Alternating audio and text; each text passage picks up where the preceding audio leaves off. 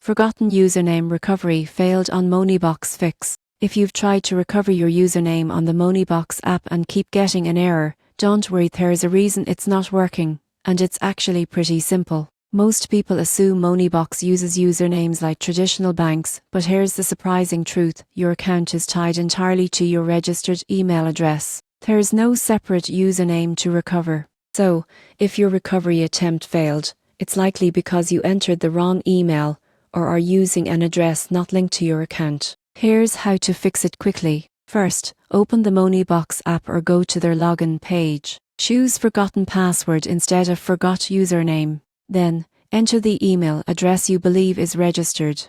If it's correct, you'll receive a reset link within minutes. If you don't get the email, double-check your spam folder or try another email you may have used in the past. Still not working? Try searching your email inbox for Moneybox. Any registration or account emails from them will confirm which address is connected to your profile. Once you've identified it, repeat the password reset process with that correct email. If you've changed your email or lost access to it, the next step is to contact Moneybox support through their website. Provide information like your full name, link bank account details, or the approximate date you created your account. This helps their team verify your identity and re-establish access safely.